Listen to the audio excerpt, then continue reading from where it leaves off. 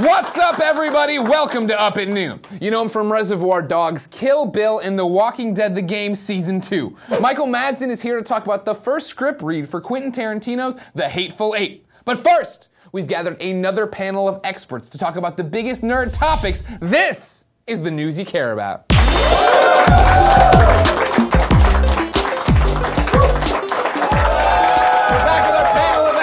Nick Scarpino, Brian Elcano, Greg Miller. The news you care about, top story, Transformers Age of Extinction is the biggest movie of all time. It's not the biggest movie of all time. Over the weekend, it made $301 million globally. Biggest thing opening of the year, biggest debut ever in China for an imported movie. Which is crazy because they had all those problems with China, right? I don't know if you guys remember those stories like a few months ago or a couple weeks ago. I have no concept of time whatsoever. China boycotted the film.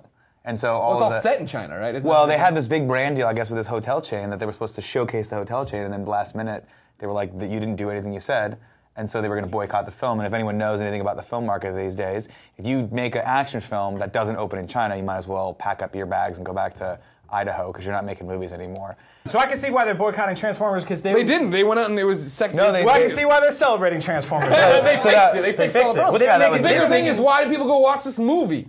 Why didn't we watch this movie? I'll tell you why. In Transformers 2, I went and saw that Transformers 2, and when it went, Sam Wiki, and I went, holy shit, they're in robot heaven. I was like, never again. I started laughing. It was a screening set up by the people who made the movie. The people in front of me turned around and gave me the stink eye, and I was like, no, this is stupid. If Transformers had come out when we were 13, we would be first in line to watch this movie, right? We are 39-year-old men. Some of us are 54. We're worried about our hips. We're worried about our 401ks. And this is not the movie that's drawing us. You know? It just sucks. All right. Speaking of China, Greg Way, the Xbox One might cost $800 in China. An equivalent, of course. They use some kind of crazy money there. That's insane. Just saying. It's actually called Chinese crazy money. Hey guys, how much is that? How much is $800 American in Chinese crazy money? According to the Chinese press, there was a Chinese website for Microsoft that put up the bundle of the Xbox, the Kinect, all that. It translates out to $800. It's coming out in September. We knew that already. Brian, would you spend $800 on an Xbox One? No, I feel bad I spent $500 on an Xbox One. You feel bad about it, really? It's like, I don't know, how often do you turn that thing on? Why, you still have it through my TV, so every day. Here's the only reason I would buy an Xbox One, right? Sure. Is if Colin Moriarty could come over to my house and scream at it like he does every time I'm over at your house, where he's like, Xbox, on. Xbox. Xbox. Play Seinfeld, and then it plays Seinfeld, and everything's amazing. Yeah. Right? But it's one more thing for him to get mad at. It's one more thing for me to get mad at. That's why I won't let it in my house. I just hate, it's having this dumb robot on your house. It's listening It's to like you all the having one of the times. Dinobots. Yeah, it's like a Dinobot. And Bring it all full circle, guys. That's where you're like, honey, have you ever seen Fargo? And it's like, we're going to play Fargo now. It's like, don't fucking do that. I just said the name of a movie. You don't have to play it, stupid robot. Dinosaur. All right. Speaking of dinosaurs, Mini Greg Way, Trapper Keepers are back. This time, right? I was born for this show. It's really good. Trapper Keepers are back. This time they're a tablet case, though. These are making news. People remember those Trapper Keepers. They kept all your folders in there. Yeah, there we go. Love it. Lisa Frank folders, safe and secure there. Yep. Now they are iPad, Android cases with the magnetic flap. You can view it. You can set it up. You can do all these different things. A microfiber lining to make sure nothing happens to the screen. They're coming in September, $25 to $30. Do they come in the Saved by the Bell colors like I used to have when I was They have some neon with a stuff, shoe flying by on the front? See, that's the thing. They don't have all the cool sorts of wacky designs. things like a pencil. I remember there was this one girl who had really big boobies in the 7th grade. That's pretty much how I judged women back then, was the size of their boobies, which like in 7th grade meant you either had them or you didn't at all. And I wrote her name in a heart on my Trapper Keeper. I'm bringing this back. I was waiting. It was a walk. It was like gravity. You were spinning away from the space station. I'm like, how are we gonna get him back? And she was like, "Did you write my name on there?" And I was like, "No, that says Kara, not Tara. That's not you. That's a girl from a different school." And she was like, "Oh, well, that's a shame." And she kept walking. I was like, "God damn it! I almost got those 7th grade boobies." Why didn't you call her back? I mean, because I was an idiot. I wrote her name on a book. Yeah, why would you do that? Like on the public facing side of the trap? It was really stupid. It's full transparency. I know. I should have just put pictures of koalas hanging out, stickers and stuff like that. You were a weird kid in junior high. Always check was. out my Yeah. picture of this koala with Tara written on it. I thought girls had it way crazier though. The Lisa Frank things, like those were like psychedelic acid dreams. Yeah. There's a lot going on. It was completely insane. It was like a like a zebra at a fish show with like 2 swords, and it would just be like adventure. I agree. It was really depressing. Speaking of depressing, Greg Way, my next guest is in a whole bunch of movies where horrible things happen to him, and it's kind of depressing. Ladies and gentlemen, you know him from Reservoir Dogs, The Walking Dead Season 2. Put your hands together for Michael Madsen. As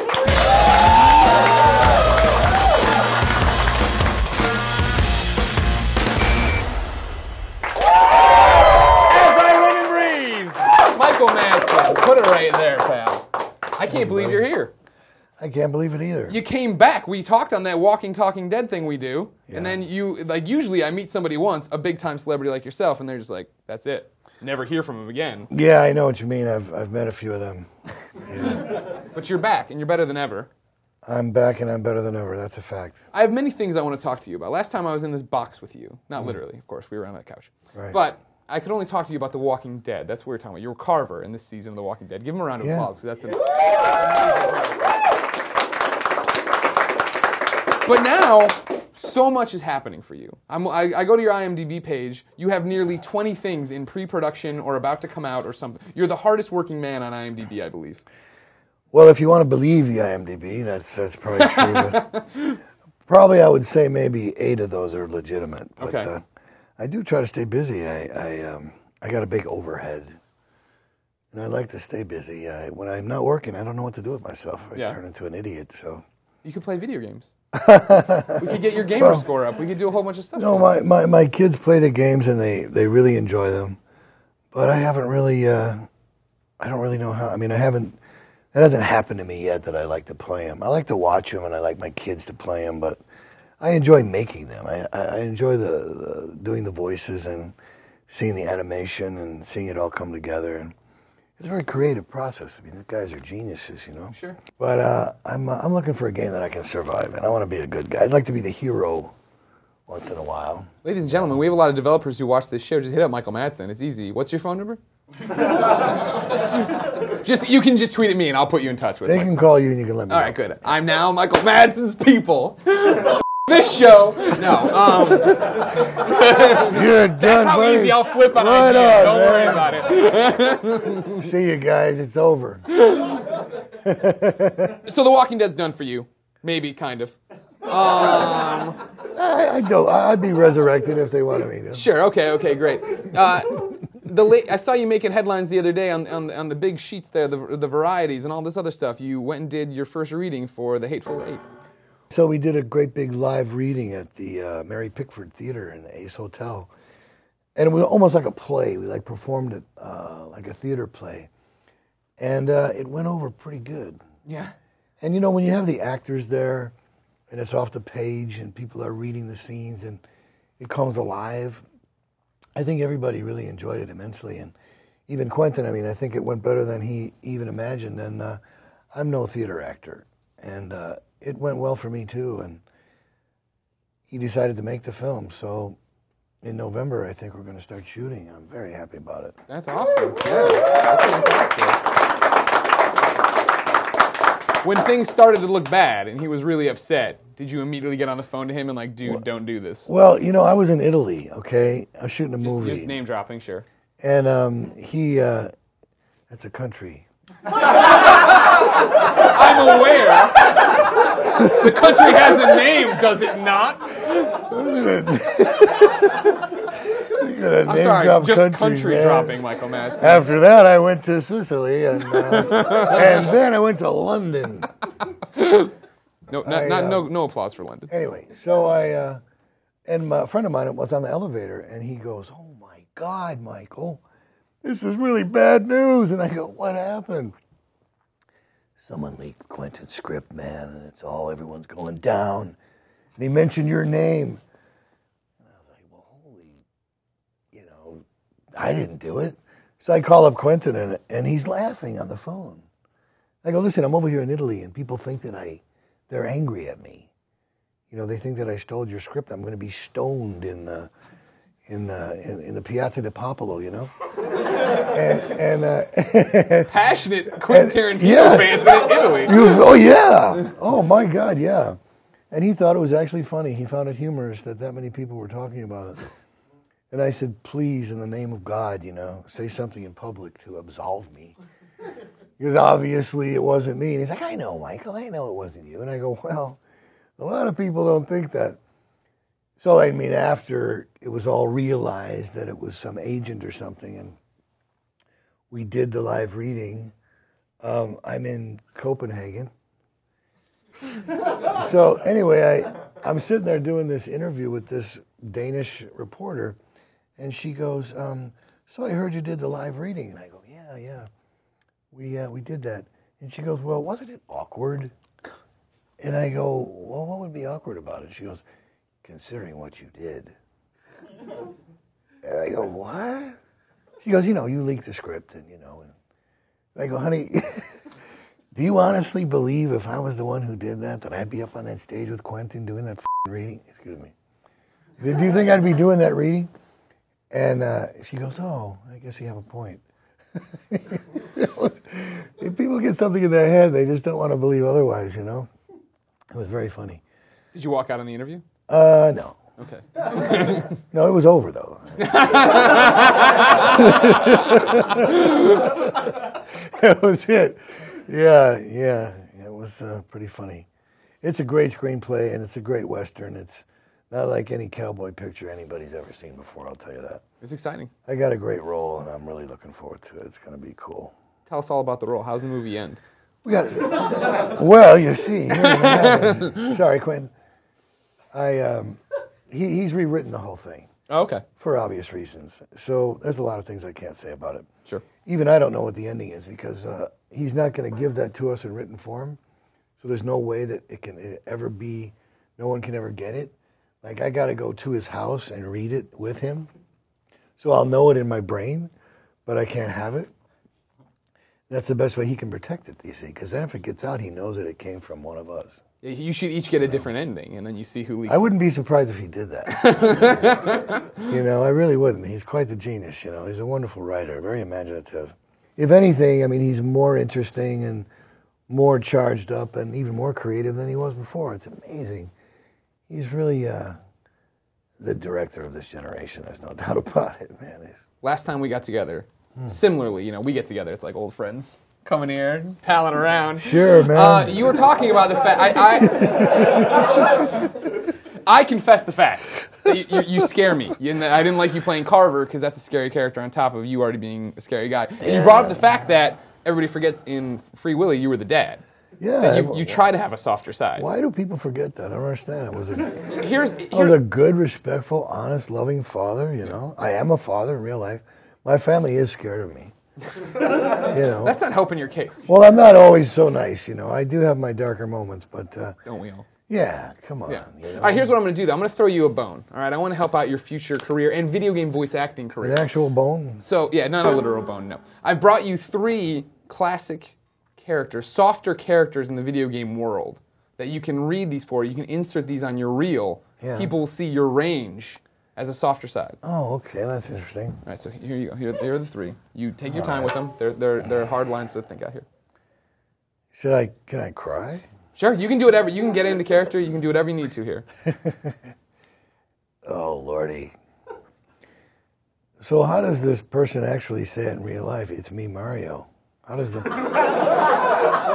Don't worry about how people have done it in the past. How does he say it? I could do this stand-up. It's me, Mario. There you go. Okay. No, but I could be He's really, a bit higher on the octave. No, I could be really sad. It's me, Mario.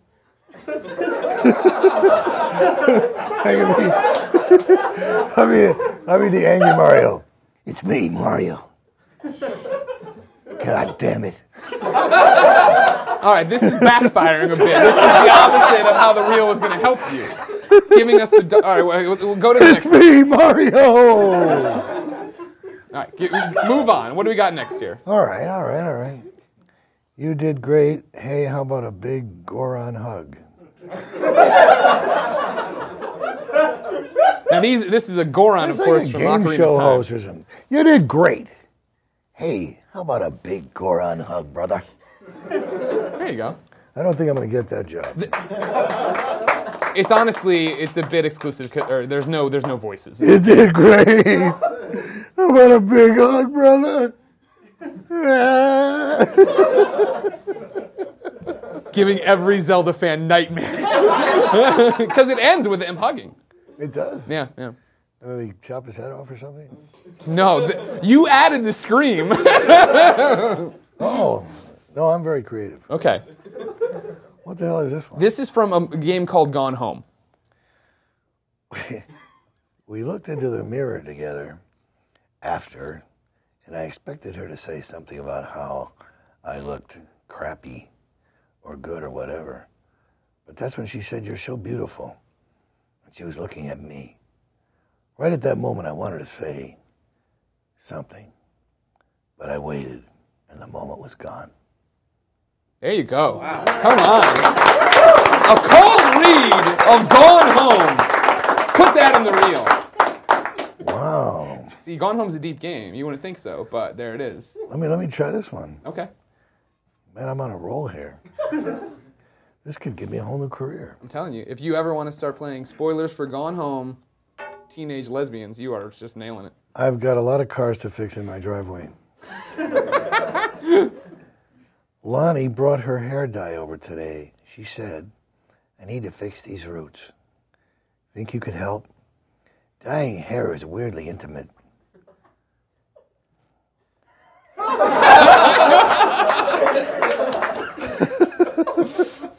I don't know if I've touched someone else's scalp before. That's pretty intimate, right? I felt intimate. That makes no sense. We will take it up with Steve Gaynor the next time we see him. Michael Madsen. Deanna, my wife over there, has it ever felt intimate to dye someone's hair? She says, of course. So there you Wow. See, guys, now that's my woman. See? I know how to pick them. Michael, thank you so much for coming by. You have a million motion pictures coming out, and we should go see them. Thanks to Michael Madsen, Brian Altano, Nick Scarpino, and you, my audience. If you want to be in that audience, go.ign.com/up-at-noon for details. As always, I'll be responding to comments the first hour this video is live, so come tell me your favorite thing about Michael Madsen. Mine is that he still hasn't beaten me up. We'll be back next Monday at noon, but until then, I'm going back to bed.